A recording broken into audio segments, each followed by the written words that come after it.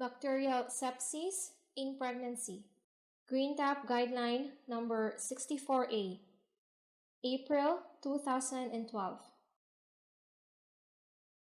Background and introduction. Sepsis in pregnancy remains an important cause of maternal death in the UK. Severe sepsis with acute organ dysfunction has a mortality rate of 20 to 40%, which increases to 60% if septic shock develops. Sepsis may be defined as infection plus systemic manifestations of infection. Severe sepsis may be defined as sepsis plus sepsis-induced organ dysfunction or tissue hypoperfusion. Septic shock is defined as the persistence of hypoperfusion despite adequate fluid replacement therapy. Which women are at risk of sepsis in pregnancy? Multiple risk factors for severe sepsis have been identified. Table number 1. Risk factors for maternal sepsis in pregnancy as identified by the confidential inquiries into maternal deaths. Obesity, impaired glucose tolerance or diabetes, impaired immunity or immunosuppressant medication, anemia, vaginal discharge, history of pelvic infection, history of Group B streptococcal infection, amniocentesis and other invasive procedures, cervical cerclage, prolonged spontaneous rupture of membranes, Group A streptococcus or GAS infection in close contacts or family members, of Black or other minority ethnic group origin. What should prompt recognition of sepsis in the pregnant woman? All healthcare professionals should be aware of the symptoms and signs of maternal sepsis and critical illness and of the rapid, potentially lethal course of severe sepsis and septic shock. Suspicion of significant sepsis should trigger an urgent referral to secondary care.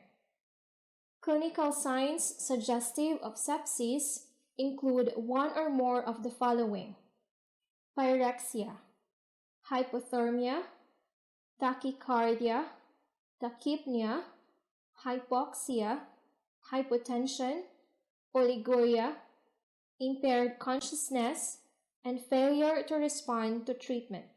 These signs, including pyrexia, may not always be present and are not necessarily related to the severity of sepsis. Regular observations of all vital signs, including temperature, pulse rate, blood pressure, and respiratory rate, should be recorded on a modified Early Obstetric Warning Score or MEOWS chart. All staff taking observations should have annual training in the use of MEOWS or Modified Early Obstetric Warning Score chart.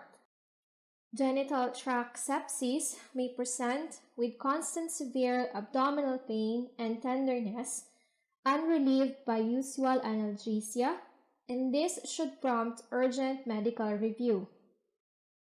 Severe infection may be associated with preterm labor. Toxic shock syndrome caused by staphylococcal or streptococcal exotoxins can produce confusing symptoms, including nausea, vomiting and diarrhea, exquisite severe pain out of proportion to clinical signs due to necrotizing fasciitis, a watery vaginal discharge, generalized rash, and conjunctival suffusion. Table number 2. Clinical features suggestive of sepsis, modified from references 1 and 3. Fever or rigors, diarrhea or vomiting, may indicate exotoxin production or early toxic shock. Rash. Generalized streptococcal maculopapular rash or purpura fulminans. Abdominal or pelvic pain and tenderness. Offensive vaginal discharge. Smelly suggests anaerobes, and serosanguinous suggests streptococcal infection. Productive cough, and urinary symptoms. What are the appropriate investigations when sepsis is suspected? Blood cultures are the key investigation and should be obtained prior to antibiotic administration. However, antibiotic treatment should be started without waiting for microbiology results. Serum lactate should be measured within 6 hours of the suspicion of severe sepsis in order to guide management. Serum lactate of greater than or equal to 4 millimoles per liter is indicative of tissue hypoperfusion. Any relevant imaging studies should be performed promptly in an attempt to confirm the source of infection. Blood cultures and other samples, as guided by clinical suspicion of the focus of infection, such as throat swabs, midstream urine, high vaginal swab, or cerebrospinal fluid, should be obtained prior to starting antibiotic therapy, as they may become uninformative within a few hours of commencing antibiotics. If the methicillin-resistant Staphylococcus aureus or MRSA status is unknown, a pre-moistened nose swab may be sent for rapid methicillin-resistant Staphylococcus aureus screening where such testing is available. Similarly, prompt imaging may identify the source of the infection, allowing early definitive treatment and should not be deferred on the grounds of pregnancy. Table number 3.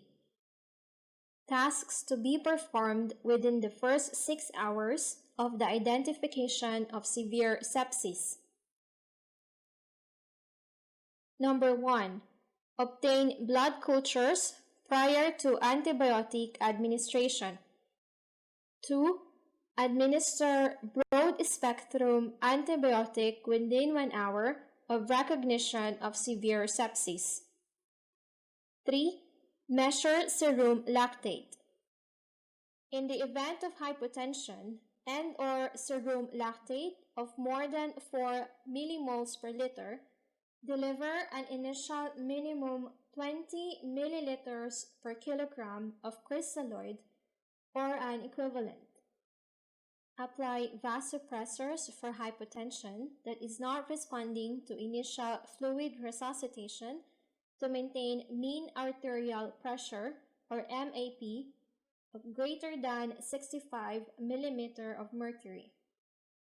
In the event of persistent hypotension despite fluid resuscitation or septic shock and/or lactate of more than 4 millimoles per liter, the following must be done.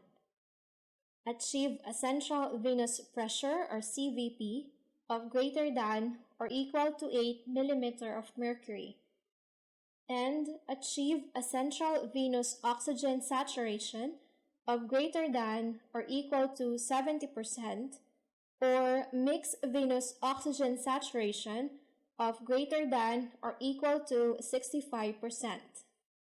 Who should be involved in the collaborative care of women with sepsis? If sepsis is suspected, regular, frequent observations should be made. The use of modified early obstetric warning score chart is recommended. There should be an urgent referral to the critical care team in severe or rapidly deteriorating cases and the involvement of a consultant obstetrician. The expert advice of a consultant microbiologist or infectious disease physician should be sought urgently when serious sepsis is suspected.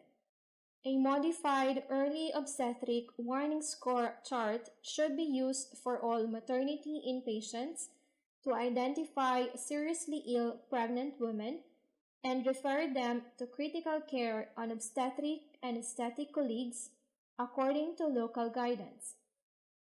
Table number 4. Indications for transfer to intensive care unit, adapted from Plot and Ray of 2008. System: cardiovascular. Indication: hypotension or raised serum lactate persisting despite fluid resuscitation, suggesting the need for inotrope support. Respiratory: pulmonary edema, mechanical ventilation, and airway protection. Renal: renal dialysis. Neurological: significantly decreased conscious level. Miscellaneous: multi-organ failure, uncorrected acidosis, and hypothermia. What are the commonly identified organisms, including hospital-acquired infection? The most common organisms identified in pregnant women dying from sepsis are Lancefield Group A beta hemolytic streptococcus and E. coli. Coliform infection is particularly associated with urinary sepsis, preterm premature rupture of membranes, and cerclage.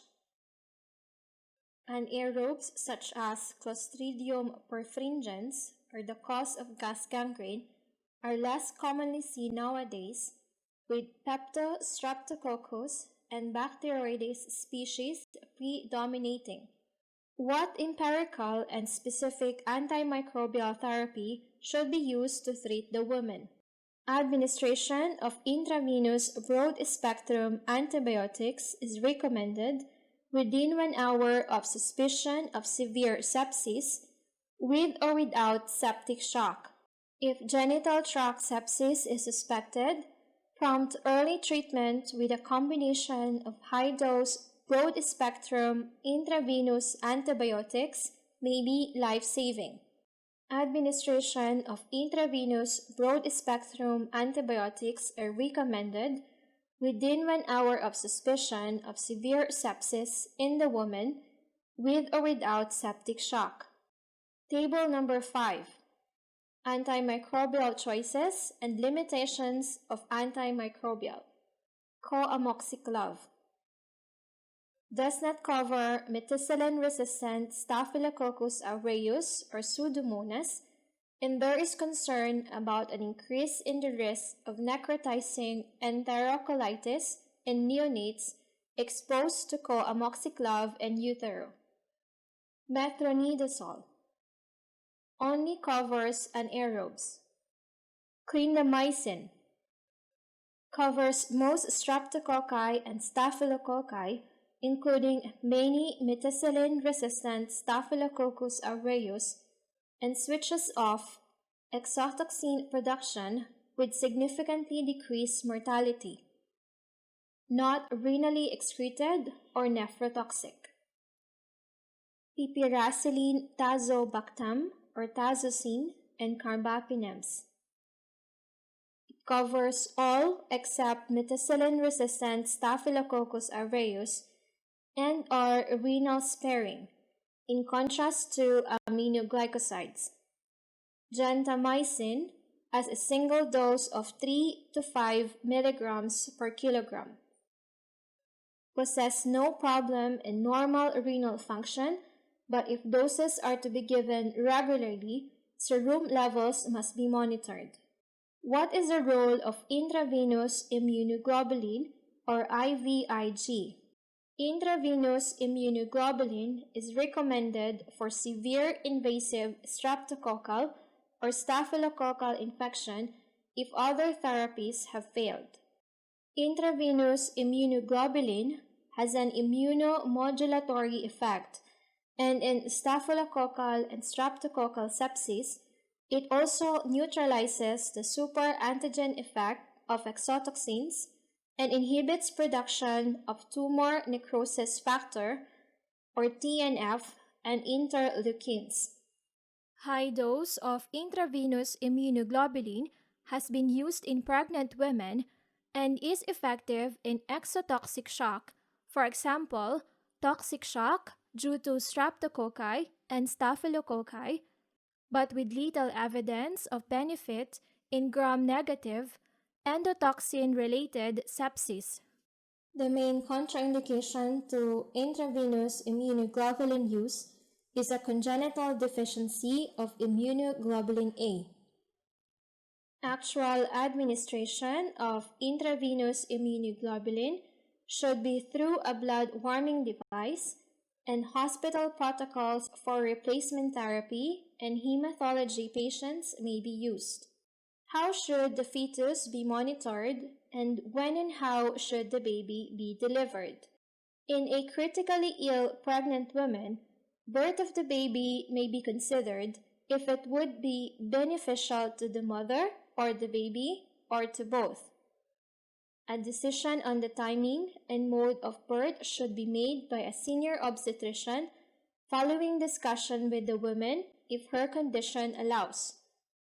The effects of maternal sepsis on fetal well-being include the direct effect of infection in the fetus, the effect of maternal illness or shock, and the effect of maternal treatment. The risk of neonatal encephalopathy and cerebral palsy is increased in the presence of intrauterine infection. If preterm delivery is anticipated, the use of antenatal corticosteroids for fetal lung maturity in the woman with sepsis can be considered. During the intrapartum period, continuous electronic fetal monitoring is recommended in the presence of maternal pyrexia, defined as a temperature of greater than 38 degrees Celsius once or 37.5 degrees Celsius on 2 occasions 2 hours apart, and this should also apply to sepsis without pyrexia. Objective evidence of intrauterine infection is associated with abnormal fetal heart monitoring.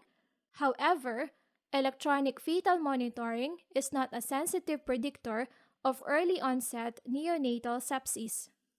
Changes in CTG, such as changes in baseline variability or new onset decelerations, must also prompt reassessment of maternal mean arterial pressure, hypoxia, and acidemia.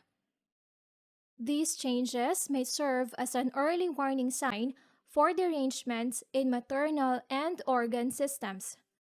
There is insufficient evidence regarding fetal blood sampling in the presence of maternal sepsis to guide practice. Attempting delivery in the setting of maternal instability increases the maternal and fetal mortality rates unless the source of infection is intrauterine. The decision on mode of delivery should be individualized by the consultant obstetrician with consideration of severity of maternal illness, duration of labor, gestational age, and viability.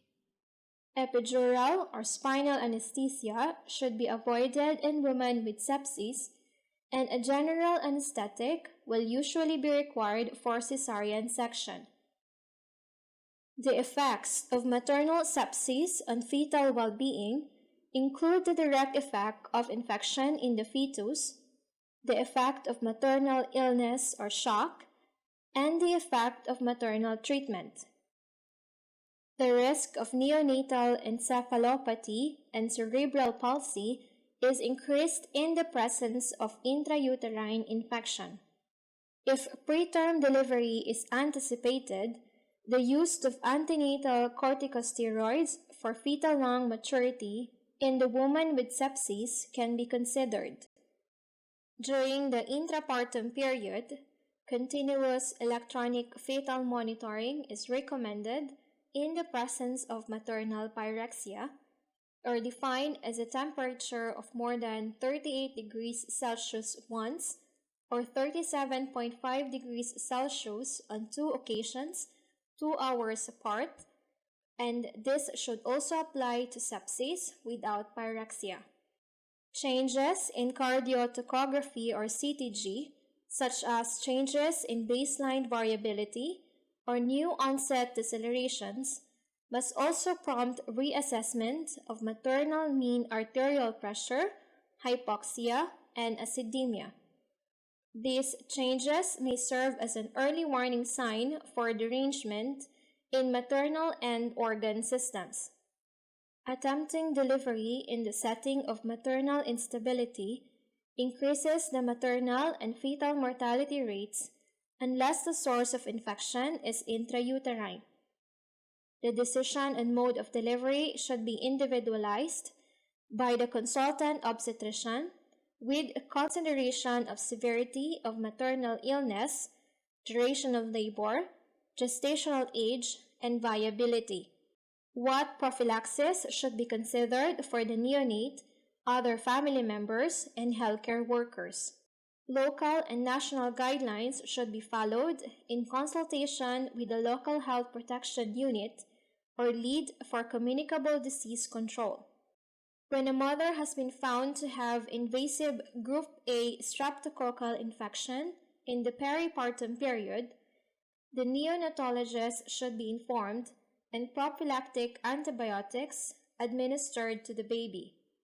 Close household contacts of women with group A streptococcal infection should be warned to seek medical attention should symptoms develop, and the situation may warrant antibiotic prophylaxis. Healthcare workers who have been exposed to respiratory secretions of women with group A streptococcal infection should be considered for antibiotic prophylaxis. What infection control issues should be considered? Group A beta hemolytic streptococcus and methicillin-resistant Staphylococcus aureus are easily transmitted via the hands of healthcare workers and via close contact in households. Local infection control guidelines should be followed for hospital-specific isolation and contact precautions. Invasive group A streptococcal infections are notifiable, and the infection control team and the consultant for communicable diseases should be informed.